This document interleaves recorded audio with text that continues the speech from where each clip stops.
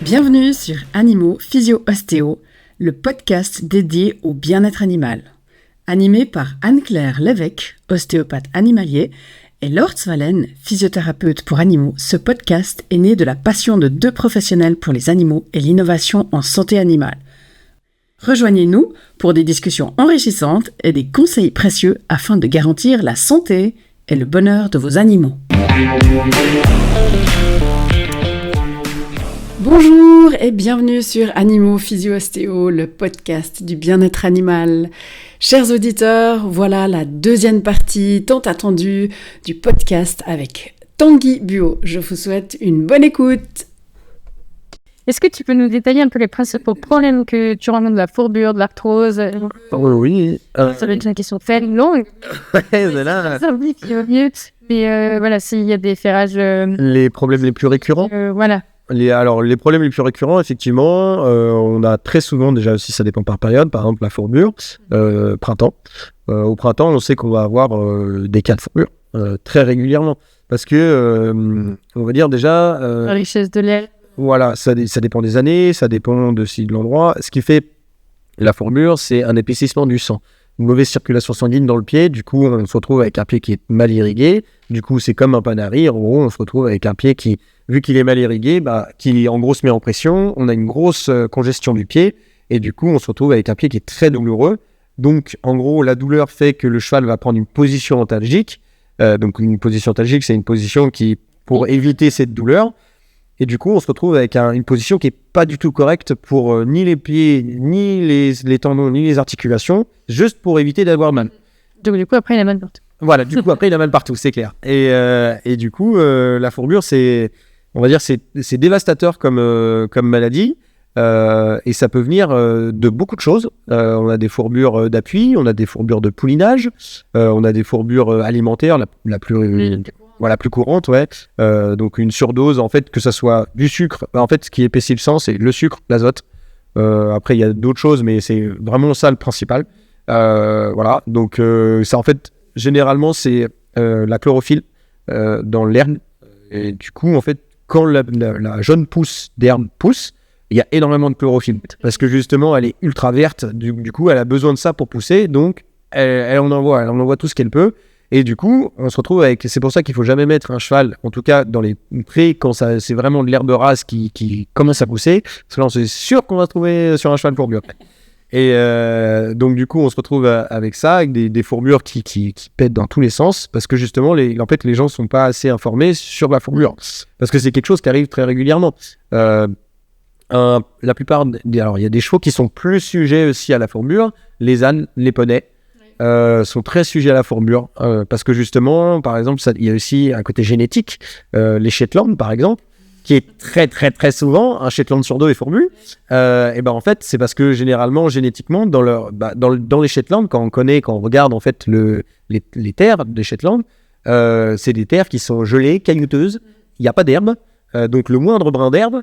Et ben en fait, voilà, c'est ça. Il grossit à le regarder, donc forcément, voilà, dès qu'il se trouve avec un champ d'herbe blindé, alors là, c'est un festin, sauf que c'est un festin et c'est une overdose d'herbe, donc forcément, voilà. Et du coup, on se retrouve avec un métabolisme qui n'arrive plus du tout à gérer le sucre, les oligo-éléments, tout. En fait, tout est en excès. Et du coup, un épaississement du sang monstrueux, avec une irrigation du pied qui est très mauvaise, avec un sol qui est très mou. Donc très mou, on a moins de stimulation, on va dire, au niveau du pied, au niveau du sanguin. Donc du coup, on se retrouve avec un pied qui est mal irrigué, donc une fourbure qui arrive très vite. Après, du coup, avec la fourbure, on a des risques donc une fourbure, on a des crises de fourbure aiguës, donc fourbure aiguë, ou alors des crises de fourbure chroniques, quand un cheval fait très régulièrement des crises. Mais là, c'est du coup le stade suivant. Sur un cheval qui n'a jamais fait une fourbure, qui fait une fourbure, crise de fourbure aiguë, là on a des possibilités, il faut le prendre assez rapidement, parce que il y a des risques du coup de basculement de la phalange selon la gravité de la crise. Si c'est une petite crise, on va généralement avoir un cheval avec une position antalgique, donc un cheval qui se met vachement sur les postérieurs. Alors aussi, pareil, ça faut savoir que en gros les antérieurs d'un cheval sont faits pour le support. Il y a 70% du poids qui sont à l'avant. Et 30% du poids à l'arrière.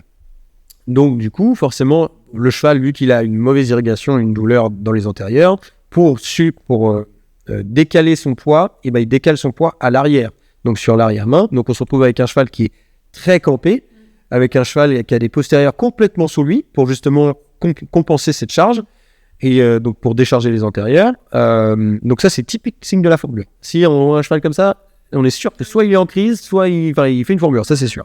Ça, on a du coup les signes typiques, c'est du coup...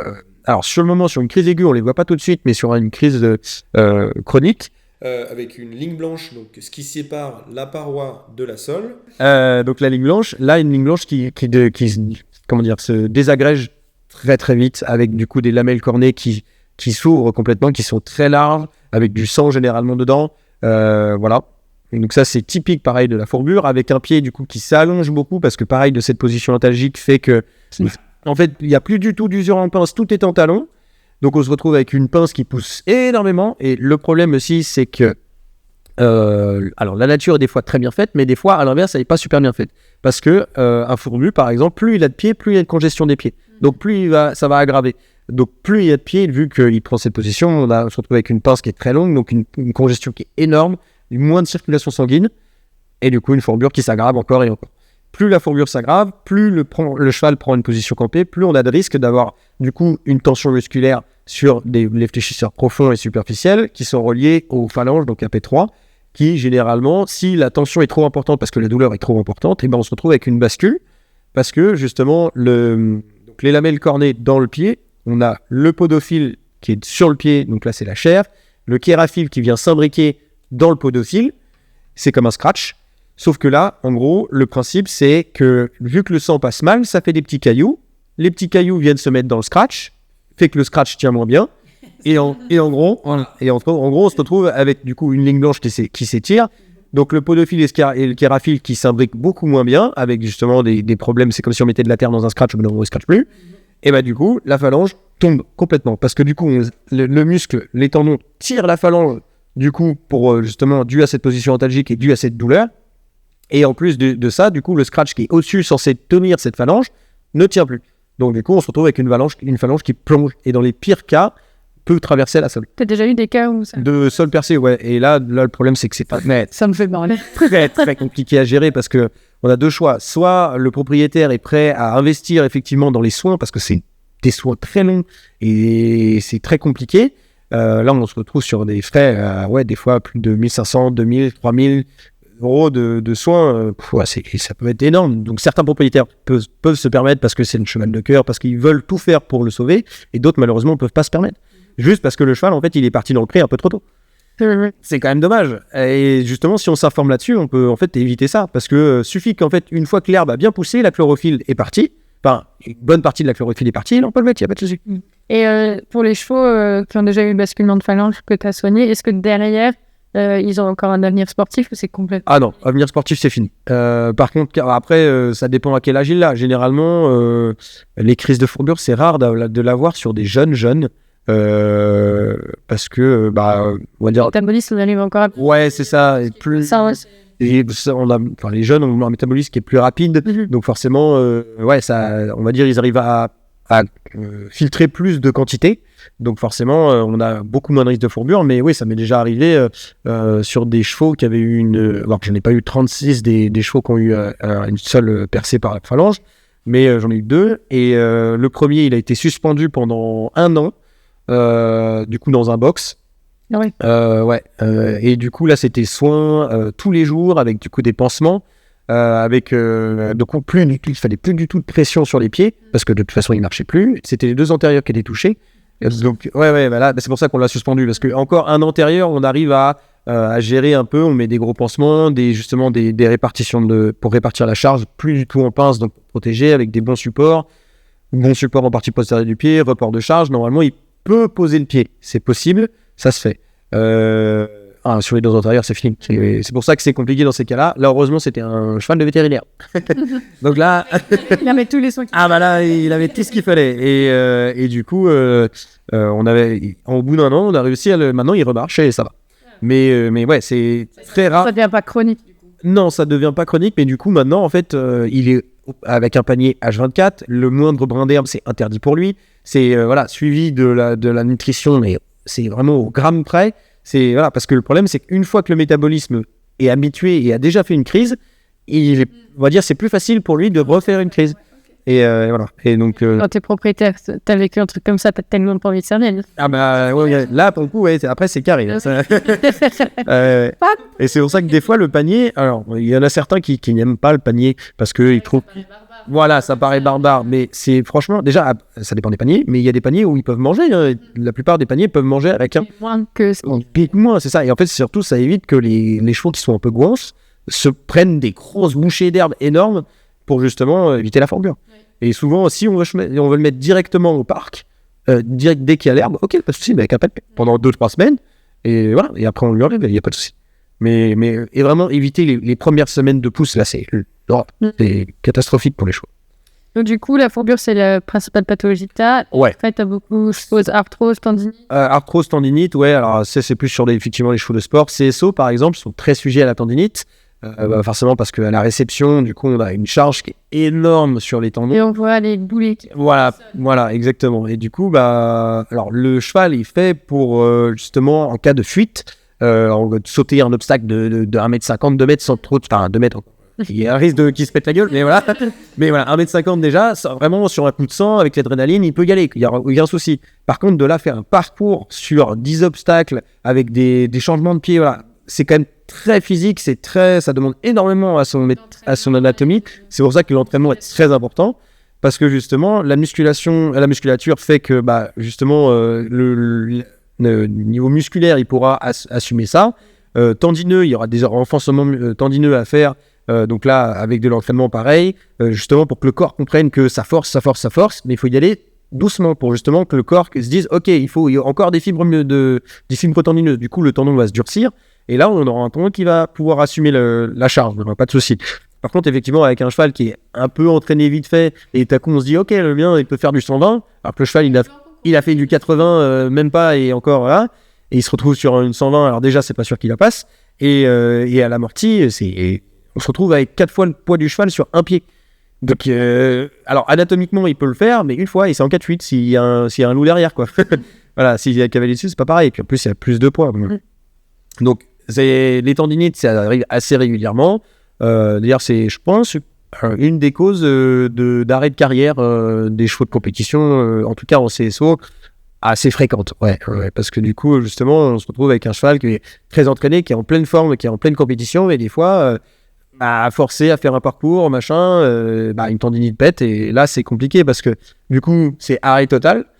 Du coup, on a une démusculation totale du cheval, et du coup pour revenir à une musculation bien faite, une fois que la tendinite se soit bien réparée, si on veut repartir dans cette compétition à ce niveau-là, ça veut dire que déjà on aura une fragilité. Alors sur la cicatrice dans la tendinite, suivant où est-ce qu'elle est placée, la cicatrice sera toujours plus dure, les fibres seront plus fortes, ça pètera jamais au même endroit, mais ça peut péter juste à côté. Donc voilà, faut y aller quand même avec parcimonie. C'est généralement ça que les chevaux de compétition, c'est bien d'avoir des juments comme ça. Si elles pètent une tendinite par exemple, elles passent en linéaire. Pardon. T'as une fêlure typique pendant la crise. Ouais. Pour venir soulager les. Ah, pour la fourbure, ouais, il y a. Ouais, non, je parlais pour les tendinites. Pour les tendinites, ouais. Alors quand la tendinite elle vient de péter, oui, on a justement, donc ça dépend de forcément quel tendon est touché. Mais on a généralement des ferrures qui sont justement pour soulager la partie postérieure du pied. Mais après, il faut savoir aussi que chez les chevaux, on ne fait jamais d'omelette sans casser les œufs. C'est-à-dire que quand on décharge une partie, on en recharge l'autre. Parce que faut savoir que l'anatomie du pied, c'est un équilibre. C'est vraiment tout est fait dans le cheval, dans le pied, pour supporter la charge, pour supporter son poids, pour qu'il puisse être rapide, efficace. Partir d'un coup, c'est vraiment passer du 0 à 100, c'est une voiture de course le cheval. Quand normalement, il est vraiment, c'est un animal qui est fait pour fuir rapidement. Donc toute l'anatomie est faite pour ça. Sauf que c'est un équilibre. C'est vraiment un pendule. Quand on tire d'un côté, ça soulève de l'autre. Donc du coup, quand on a un tendon qui est fragilisé, quand on a un tendon qui fait plus sa fonction, et forcément, on se retrouve avec des parties anatomiques. Tout le reste est censé compenser cette charge. Et du coup, c'est à nous, justement, au niveau de la ferrure, de pouvoir faire en sorte de décharger le bon tendon, celui qui a été touché, pour justement lui permettre de se réparer, mais en même temps pas trop surcharger et faire en sorte que le métabolisme puisse supporter le reste de la charge.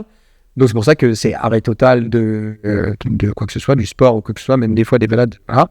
C'est cheval au box et voilà, c'est convalescence pour au moins un mois, histoire que ça aille bien, que ça se remette. Et après, c'est ressorti gentiment, histoire que quand même pas non plus qu'il y ait une démusculation totale. Et surtout aussi réhabituer le pied à moche. Ouais. Et c'est là que le physio intervient en fait. C'est là pour l'instant. C'est ça, exactement. Du coup, tu as parlé de la fourbure, on parle des tendinites. Est-ce que, je sais pas, les abcès, les blêmes? Alors, abcès, moi cette année, j'en ai eu beaucoup moins. J'ai des maréchaux qui m'ont dit qu'il y en a eu beaucoup. Moi, généralement, ça dépend des années, hein, mais ça peut être entre 10 et 20 abcès par saison. Après, c'est pareil, ça dépend vraiment de la clientèle. Des chevaux de compétition qui voient jamais les cailloux, c'est rare quand même d'avoir des abcès. Alors c'est possible, hein, ça arrive, voilà, mais c'est quand même beaucoup plus rare qu'effectivement un cheval de randonnée qui va souvent dans les cailloux, qui va dans les trucs pointus, machin. Donc forcément, et un abcès peut venir de plein de choses. Ça peut être un clou de rue. C'est un corps étranger externe qui vient piquer les chairs, donc passer à travers le sol et piquer les chairs pour faire un abcès. Voilà. Donc ça, c'est ce qu'on appelle un clou de rue. Ça peut venir aussi d'une blême, donc une surpression à caillou qui appuie trop fort, c'est comme un bleu, qui appuie trop fort sur la sole, vient du coup faire une compression dans le pied. On a du sang qui vient se passer dans la corne, vient coaguler, faire des petits cailloux, et suivant où est-ce qu'il est placé, peut faire une petite infection, parce que c'est un corps étranger du coup, qui est créé par le pied, mais c'est un corps étranger. Du coup, le pied fait en sorte de l'expulser, donc il crée du pus qui est autour pour justement l'expulser. Donc surpression, donc douleur, donc abcès. Après généralement, ça c'est les causes les plus, on va dire, courantes. Après, sinon ouais, pour l'abcès, ça peut arriver aussi qu'il y ait des abcès. J'ai vu ça il y a pas longtemps. J'ai déjà vu il y a un moment, mais là ça revient un peu plus. C'est avec, je sais pas si vous avez déjà vu, c'est des petits arbustes avec des grandes pointes. Moi j'appelle ça les pointes noires. On m'a pissé comme ça. Et ça en fait généralement ça vient piquer sur les. En fait, ça s'infecte à chaque fois. Au niveau de la couronne ouais, niveau de la couronne, même au niveau des membres, hein, des fois. On se retrouve avec une couronne qui est piquée, la pointe se casse dans la plaie, et là, on se retrouve avec un abcès. Et des fois, que ce soit un abcès, des fois en couronne, peut descendre dans le pied. C'est des pieds déchirés, en fait. Je sais pas comment ça s'appelle, mais ouais, ces petits arbustes-là sont bien chiants. Voilà. Et sinon, ouais, en maladie classique, fourmilière aussi, qu'on voit régulièrement. Fourmilière, ouais, là, par exemple, en ce moment, j'en ai beaucoup. C'est dû au gros changement de temps. C'est une bactérie qui est dans les sols, donc qui vit sans oxygène, donc anaérobie, qui vient se mettre donc dans. Normalement, le pied est censé être imperméable aux bactéries. Enfin, on va dire sur la partie externe, il y a des bactéries dessus, forcément, mais dans le pied, il ne faut pas qu'ils y soient. Quand il y a un petit trou, un petit caillou qui vient faire un trou, quand il y a effectivement du coup un cheval qui vient les déferrer par exemple, et du coup on a des trous dans la corde, ça laisse une porte d'entrée à la bactérie. Donc là, quand la bactérie vient s'y poser, on se retrouve avec une bactérie qui mange la corne. Généralement, c'est au niveau de la ligne blanche, un petit peu dans la paroi des fois, mais voilà, généralement dans la ligne blanche, jamais sur la sole, jamais sur la fourchette. Donc en gros, ça se voit très bien. C'est généralement une trace noire avec de la petite poudre blanche, donc c'est de la corne mangée par la bactérie. Et ça peut être très très chiant parce que du coup, ça sépare la paroi de la sole, parce que ça vient manger la ligne blanche, donc qui fait les liaisons podophiles qui rafilent. Donc ça vient descratcher le scratch en gros. et du coup, on se retrouve avec une paroi qui est complètement désolidarisée, qui fait plus sa charge, qui fait donc un report de charge donc qui est mal fait. Et le problème, c'est que vu que c'est une bactérie qui vit sans oxygène, dès qu'il y a un peu de terre par-dessus, elle se développe. Donc voilà. Donc le meilleur moyen, d'ailleurs, au cas où si. Voilà, quels sont les conseils? Voilà, le conseil pour traiter une fourmilière. Bonne santé. Alors moi, j'ai du coup plusieurs. Il y a plein de méthodes différentes et selon les maréchaux, on va dire, pour moi, qui marchent plus ou moins bien. Celle avec laquelle j'ai eu le plus de résultats, c'est avec de l'eau oxygénée. Ce qui est classique parce que justement, vu que c'est une bactérie qui vit sans oxygène, quand on vient injecter de l'oxygène, on la tue. Donc voilà, c'est logique. Après, moi généralement ce que je fais, c'est je viens quand même ouvrir la paroi parce que de toute façon cette paroi qui est déliée de la sole est complètement déforcée. Donc le moindre caillou qui va venir taper la paroi va la faire péter. Donc je préfère largement ouvrir le pied Donc enlever cette paroi morte. Déjà de une, on ouvre, donc on met la bactérie à l'air, donc elle meurt. De deux, au niveau des soins, c'est génial, parce que du coup on est sûr de où est-ce qu'on va, donc on peut vérifier s'il y a encore de la bactérie, si ou pas, et justement mettre vraiment jusqu'en profondeur l'oxygéné. Ça, et généralement, c'est quand même beaucoup plus simple, et c'est les traitements les plus basiques. Alors après, suivant la gravité de la fourmilière, on peut avoir des problèmes sur un cheval par exemple de compétition. Il faut il y a des ferrures qui sont totalement adaptées, mais pour un cheval qui est pieds nus par exemple, si on se retrouve avec une grosse fourmilière, généralement il faut le ferrer, parce que justement on a cette paroi qui devait prendre l'usure n'est plus là, donc on a, comme on dit, report de charge, vu que tu fais pas d'omelette sans casser les œufs, donc le reste pour la charge. On a parlé tout à l'heure. Voilà, le reste pour la charge, une usure supplémentaire, donc excessive, et on se retrouve avec un cheval qui est douloureux. Et l'avantage aussi d'avoir un cheval qui est ferré, ça veut dire qu'on a pas de risque d'éclat, pas de risque parce que vu qu'on a un morceau de paroi en moins, et du coup on se retrouve avec des risques justement de sème, d'éclat, de quoi que ce soit. Donc on se retrouve avec un pied qui est maintenu pour une ferrure. Même pour ceux qui veulent pas forcément faire du ferrage, franchement je leur conseille au moins sur une ferrure. On met des clous pas très hauts, on protège le pied, on fait les soins, 6 semaines, tac, terminé, il n'y aura plus rien. Mais au moins on est sûr que c'est traité. Ça apporte du confort au cheval. Ça apporte du confort, et puis même au niveau des soins, franchement, c'est vraiment un vrai plus, parce que tu as beaucoup moins de cailloux qui viennent se mettre dans le trou. Tu as beaucoup moins de terre qui viennent se mettre dans le trou. Vraiment, en fait, c'est comme une protection externe. Et alors, du coup, tu as des petits conseils pour les propriétaires, vraiment pour qu'ils puissent garder les pieds de leurs chevaux en bonne santé? En bonne santé, oui. C'est un conseil journalier. Acheter une petite trappe. Non, ouais. La petite trappe, ouais. Petite trappe. Les petits éclats. Ça, voilà, c'est très important. Justement, alors, pour un cheval qui est déferré, forcément, pas un cheval qui est ferré. Donc, un cheval qui est pieds nus. Au cas où, s'il y a des petits éclats, au cas où, en fait, à partir du moment où on voit un bord saillant, c'est-à-dire une petite pointe, une arête ou quoi que ce soit, c'est bien de la râper. Parce que, de toute façon, dans la nature, au niveau du pied, quand c'est rond, la charge est mieux répartie. Donc si on a un bord saillant, c'est généralement des bords qui vont casser très rapidement, et du coup on se retrouve avec une paroi qui s'arrache, et là c'est chiant. Alors vaut mieux râper un petit morceau de corne qu'on est un peu moins, qu'il y a un morceau de corne énorme qui s'enlève. Donc petite râpe, ça c'est important. Après au niveau de l'entretien des pieds, bien curer les pieds, surtout un problème que je vois très récurrent, et ça sur des pieds nus, bien faire attention aux cailloux dans la ligne blanche. Parce que ça détruit et ça déstructure totalement le pied quand on a des petits cailloux, donc même que ce soit des 1 mm, vraiment, qui viennent justement, c'est les pires, qui viennent se loger dans la ligne blanche, et des fois il y a un peu de terre qui se met par-dessus, et du coup on voit plus rien. Sauf que quand on gratte pas, on se retrouve avec une masse de cailloux dans la ligne blanche contre la paroi et la sole. Déjà de une, ça met une surpression dans le pied.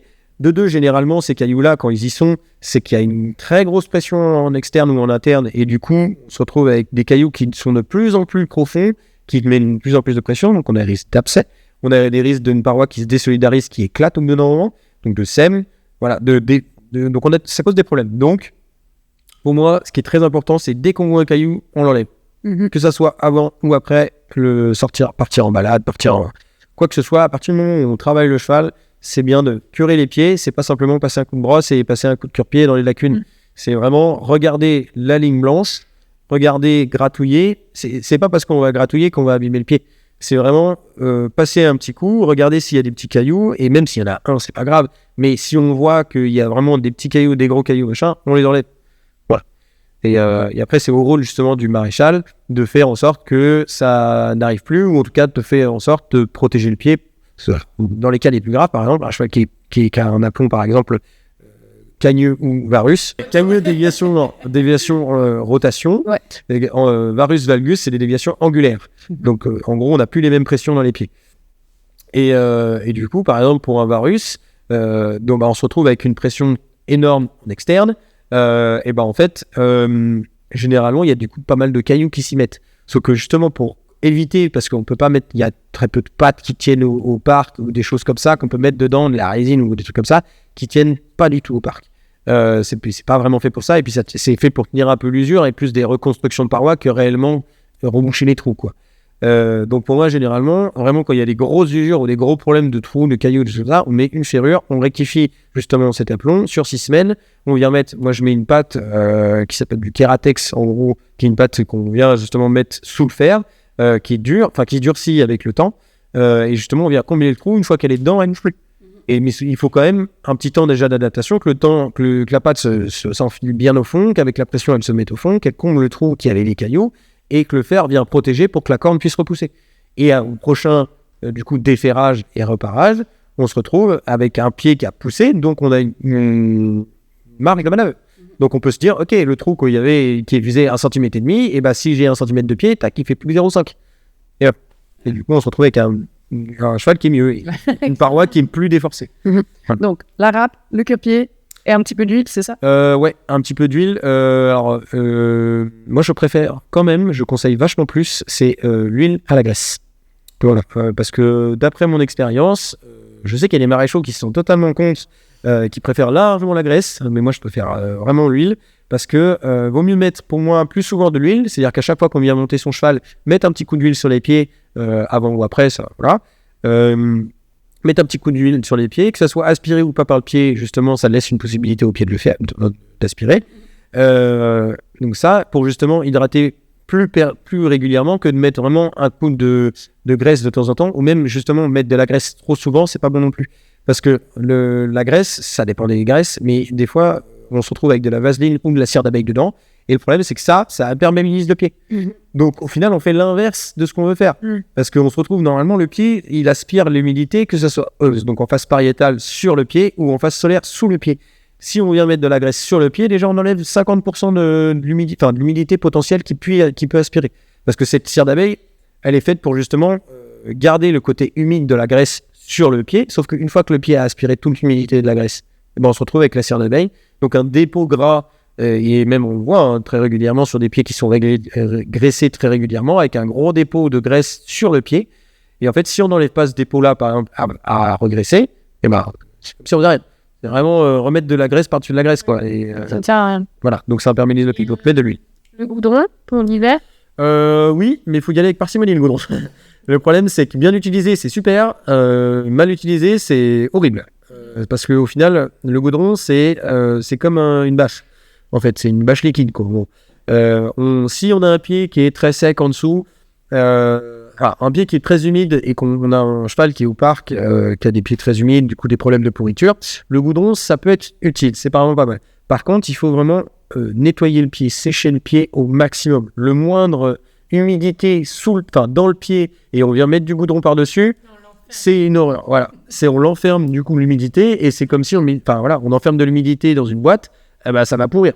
Voilà, et c'est pareil. Le pied, c'est exactement la même chose, et surtout que c'est de la corne vivante, donc c'est une matière vivante, donc ça évolue, et justement, on a un développement de bactéries, développement de champignons. On se retrouve avec une fourchette qui pourrit 2 fois plus, en fait. Du coup, on va arrêter la pourriture, mais on accentue. La pourriture, c'est ça. Donc, déjà, avoir une fourchette qui est vraiment le plus clean possible, et sur la pourriture de fourchette, si je peux donner un conseil, le mieux, pour moi, c'est les mèches. Après, ça dépend de la pourriture, si c'est une pourriture externe, si c'est une pourriture légère, ou si c'est une pourriture profonde. Si c'est une pourriture profonde, ça veut dire qu'en gros, au niveau de la lacune médiane, donc au milieu de la fourchette, on se retrouve avec un creux qui vient presque séparer les globons d'eux. Voilà, là on se retrouve avec une pourriture profonde, et là c'est vraiment très important de bien aller chercher la merde au fond de la lacune, parce que c'est ça qui fait pourrir le pied, c'est ça qui fait pourrir la fourchette. Et on a beau traiter en externe, s'il y a toujours de l'humidité et justement du sable, de la petite terre, d'humidité au fond de la lacune, ça pourrira de toute façon. Donc, que ce soit justement, et dans ces cas-là, par exemple, un propriétaire qui fait nickel la fourchette en externe, qui met du goudron par-dessus et qui n'a pas fait gaffe à la lacune médiane, ça va empirer. Ça empire. Et du coup, donc, bien nettoyer la fourchette, ça, normalement, c'est justement aux professionnels de le faire, donc au maréchal, de bien dégager la fourchette quand elle est pourrie pour justement faire les soins corrects. Parce que, par exemple, j'en vois très souvent qui, sur une fourchette pourrie, ne la touchent pas. Mais pourtant, il faut la toucher parce qu'on a des lambeaux, on a des creux, des trous. En fait, et le problème, c'est que c'est là où se met la terre, le sable. Le pire pour moi, c'est du sable humide. Ça, c'est le pire, c'est ce qui fait pourrir les fourchettes le plus rapidement. Ça fait des petits trous, ça vient de mettre justement de l'humidité au fin fond de la fourchette. Et là, si justement on nettoie pas le pied, on se retrouve avec une pourriture qui se développe à une vitesse grand V. En 2 semaines, on peut avoir une fourchette qui est passée de nickel à pourri. Donc, alors. Tous ces produits qu'on voit sur le marché pour la fourchette, justement pour les pourritures de fourchette. Ouais. Ça peut passer le goudron ou alors, oui, le mettre sans danger. il y en a qui sont mieux que d'autres. Et non, généralement, pour moi, vraiment le plus efficace, c'est bien sécher le pied, bien sécher la fourchette. Du coup, demander au maréchal de bien dégager la fourchette, donc sur tous les lambeaux, les trous, les machins. pour justement aller sécher en profondeur. Une fois que le pied est bien sec, pardon. Du coup, aller chercher dans la lacune avec un coton. Ouais. Prendre un petit coton, une petite pointe pour aller justement aller chercher avec le coton bien la merde au fond, bien tout ce qui est humidité. Mettre 2-3 fois le coton pour qu'il vienne aspirer bien toute l'humidité.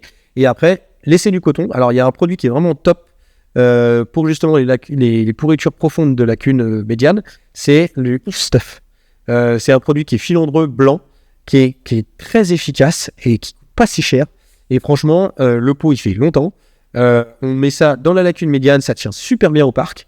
Et par contre, il faut effectivement bien nettoyer. Parce que effectivement, mettre du stuff par-dessus de la merde, ça marche pas non plus. N'importe quel produit d'ailleurs. Si on fait des soins et qu'il y a de la merde dans la fourchette, ça sert à rien. Donc voilà. Et l'écune médiane bien nettoyée, du stuff. Et même après, du coup, une fois que la fourchette est bien nettoyée, que la lacune médiane est bien nettoyée, que les lacunes, tout est propre, là on peut mettre du boulon. Il n'y a pas de souci. On referme tout. Voilà. Enfin, disons que ça en fait beaucoup des informations. Là, je peux dire que les auditeurs ont plein de conseils, c'est super. Est-ce que tu veux nous partager une expérience professionnelle que tu as eue qui était marquante? Oui. Marquante, bien sûr. Justement, qui montre en fait l'importance de ton travail par rapport au bien-être des chevaux. J'ai récupéré un cheval il n'y a pas si longtemps qui a été acheté par un propriétaire. Le cheval avait des pieds catastrophiques. Vraiment, il ne pouvait plus marcher, on n'arrivait plus à tenir des fers, c'était une galère phénoménale. Justement, on a fait un vrai travail avec le propriétaire, justement, parce que c'était un propriétaire qui a voulu vraiment... il m'a dit... Écoute, je suis prêt à investir dans mon cheval, je suis prêt à investir dans... Tu me dis, on va faire toutes les 3 semaines, on va faire toutes les 3 semaines. Et c'est ça que j'ai aimé dans sa démarche. C'est que il était prêt à vraiment faire tout ce qu'il fallait pour son cheval. Donc là, pour le coup, je lui ai dit, ok, je vais te faire du coup le mieux du mieux pour que ton cheval aille mieux. Et du coup, on a travaillé en corrélation. C'est-à-dire que lui, il faisait les soins, il allait le voir tous les jours. Il regardait, du coup, on avait un cheval donc, qui avait un énorme high-low, donc ce qu'on disait tout à l'heure, donc avec un antérieur gauche qui a 3-4 cm de talon et un antérieur droit qui est écrasé au pas possible. Et du coup, on se retrouve avec une pince qui fait 2 fois celle du gauche, du coup. Donc, un vrai problème, du coup, d'équilibre. Avec des postérieurs qui sont pareils, sans talon, et écrasés totalement sur les glomes, avec une paroi, avec une sole, du coup, qui faisait même pas 1 ou 2 mm grand max. Avec des coups abcès sur abcès parce que la sole était très très sensible, avec un pied qui est complètement avachi, avec des talons qui se fuient complètement, avec une pince qui pousse énormément, donc plus de bras de levier, un cheval qui a du mal à avancer. Non mais là c'était une catastrophe, vraiment. Ah ouais, et je crois que c'était un des pires chevals que j'ai vu, avec des pieds vraiment catastrophiques. Et du coup, là, ça fait 3 fois que je le fais. Et on est passé du coup par plusieurs étapes. On a fait des chaussons collés. Parce que du coup, il avait des pieds alors, il y a eu un petit problème au moment où il l'a acheté. Il avait, le propriétaire a dit qu'il n'y avait qu'une seule ferrure qui marchait pour lui parce que le maréchal avait testé plein de choses et qu'il n'y avait que cette ferrure-là qui tenait.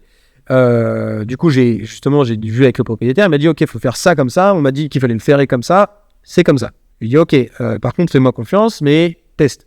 Il y a un maréchal qui l'a referré parce qu'il a été déferré pour une visite vétéro, pour la vente. Le cheval a été déferré. Vu que c'était un cheval qui avait des gros problèmes d'aplomb, il a été referré un peu à la va-vite, comme ça. Et en fait, il a déferré 1 fois. Il a déferré 2 fois. Il a déferré 3 fois. Et en fait, sur le même pied. Et en fait, du coup, on s'est retrouvé avec un pied qui était totalement détruit. Plus de parois, plus de sol. Du coup, une sole de 2 mm, il ne pouvait plus poser le pied. Hein. Il avait super mal aux 4 pieds. Donc, il marchait plus. Et du coup, on est passé par une étape. D'abord, du coup, chaussons collés pour justement arriver à lui redonner juste une protection. Là, on s'en foutait de faire quoi que ce soit. Le cheval était à l'arrêt. Et voilà, juste qu'il puisse marcher. Tenir debout. Voilà, c'est ça. C'est juste qu'il puisse marcher. Donc, 4 chaussons aux 4 pieds collés. Ça a tenu, je lui ai dit, 4 semaines. On ne tente pas le diable. C'est un cheval qui est au parc. Il y a des risques, du coup, au parc de beaucoup plus de déferrage parce que un peu plus dans la boue. En plus, c'était dans la période très humide, là où on a eu que de la pluie. Donc, ah ouais, c'est ça. Là, je me suis dit, c'est 4 semaines, pas plus, parce que sinon, on va se retrouver avec un chausson qui part, et là, c'est une catastrophe. Parce qu'un pied, du coup, un chausson qui est déjà au niveau de la maréchalerie, c'est compliqué, parce que le chausson, une fois qu'il est collé, il y a des risques qu'il arrache la corne s'il se défère. Que le chausson, une fois collé, la colle est dans le chausson, donc impossible de le nettoyer, donc on va en racheter un autre, donc des frais en plus. Voilà. Puis, du coup, du temps, de la pose, de la colle, une galère. Donc, 4 semaines. On est parti sur 4 semaines. On a fait ça 2 fois les chaussons. On a réussi à avoir un cheval donc, qui était aussi complémenté biotine, oligo-éléments. Il a fait une prise de sang pour justement passer avec une nutritionniste pour voir qu'est-ce qui lui manquait. Il avait 2-3 carences, pas grand-chose, mais des petits bricoles. Un peu plus, donc un drainage du foie pour nettoyer le foie, une cure de biotine. Vraiment, il a tout fait. Et maintenant, le cheval, il est nickel. Donc, on se retrouve avec en fait, comme on a vraiment un professionnel qui s'investit, un propriétaire qui s'investit avec des acteurs autour du cheval qui s'investissent, et ben en fait, on se retrouve enfin avec des résultats. Parce que je vois souvent des propriétaires qui me disent « Oui, on a testé ça, mais ça marche pas. Oui, on a testé ça, mais ça marche pas. » Il faut un travail d'équipe. Voilà, c'est ça. Ça veut dire que le maréchal, il fait ça, ok, mais si tu suis pas sur les 6 semaines, moi, c'est sur un instant T. Je te le faire sur le moment, peut-être que dans la journée, il va être top, mais une semaine après, il y aura un truc à faire. Et si le propriétaire est pas informé, il fait rien et juste il le laisse au parc, et ben au final, ce qu'on a fait, nous, sur une journée, c'est-à-dire qu'on galère à justement que ça soit bien, machin. Si c'est pas suivi, sur 6 semaines, on se retrouve avec un cheval qui ça a rien fait, quoi. C'est juste du travail zéro. C'est pour ça que c'est il faut vraiment échanger avec le propriétaire pour que ce soit un travail en commun, parce que c'est le propriétaire qui le voit tous les jours. Nous, on le voit une fois toutes les 6 semaines. Voilà. 4 semaines pour les pierres. Wow. Voilà. Très bien. En tout cas, je suis contente que ton cheval a fait quoi. Ce cheval a fait. Ouais, je suis vraiment content. Et du coup, après, maintenant, j'ai réussi. Il est repassé, du coup, postérieur sur nickel. On se retrouve avec une sole qui a triplé de volume. Maintenant, j'arrive à lui enlever de la sole, alors qu'avant, je pouvais même pas passer un contrat. Donc voilà, non, c'est bien parce que du coup, on se retrouve avec aussi, j'ai repris 10 degrés sur les postérieurs d'angle, parce que du coup, on se retrouvait avec des talons qui étaient complètement avachis, usés. Maintenant, on se retrouve avec du coup une pince qui revient un petit peu dans l'arrière, un pied qui remonte, des talons qui remontent. Donc, on a des talons qui forcent moins, des jarrets qui forcent moins, le haut du dos, forcément, dans l'ostéopathie qu'il doit avoir. Et avec du coup un cheval qui est moins sous lui, donc une tension dorsale qui a rien à voir. Voilà. Les antérieurs, pareil, il a toujours ce halo. Et de toute façon, sur des modifications comme ça, le cheval, il a 15 ans, je crois. Entre 15 et 16, je crois. Et donc, ça fait longtemps qu'on ne peut plus faire des grosses corrections. Donc, de toute façon, ce halo, il l'aura toujours un peu. Mais arriver à rééquilibrer légèrement, c'est-à-dire qu'on est, au lieu d'avoir du 0 à 100% de différence, et ben, on est plutôt sur un 70-30 et après 60-40. Et de toute façon, il aura toujours cette différence. Puisqu'il est comme ça, il est conformé comme ça. Mais oui, puis aller trop corriger, c'est pas bon non plus. Ouais, c'est ça. C'est qu'au final, son anatomie, et ça fait 10 ans qu'il est comme ça, son anatomie s'est du coup adaptée à ces pieds-là. Et du coup, forcément, il y a très peu de retour en arrière. Enfin, c'est pas possible. Nous, si on marche avec toujours à droite et que d'un coup, à gauche. Et d'un coup, on dit ok, maintenant tu vas marcher droit. Bah non. Ça va plutôt être Ça marche pas. Voilà. Parfait. En tout cas, moi, je vois, on a reçu des tonnes d'informations. Super. Tout ça, c'est précieux. Je pense que les auditeurs apprécieront. C'était vraiment très intéressant de discuter avec. Avec plaisir. J'adore partager sur mon métier. Oui. Est-ce que tu veux rajouter quelque chose? On se retrouvera d'ailleurs dans un autre épisode où on parlera de correction d'applomb sur les poulains. Sur les poulains. Oui, je me réjouis là. Ok, parfait. Merci beaucoup. Merci de nous avoir suivis. Je vous laisse faire nos petits pouces comme ça, partager, liker. Et puis, n'oubliez pas, on mettra tout ce qu'il faut en description là-dessous, comme on dit. Voilà. Merci beaucoup à Tanguy. Merci. À très bientôt.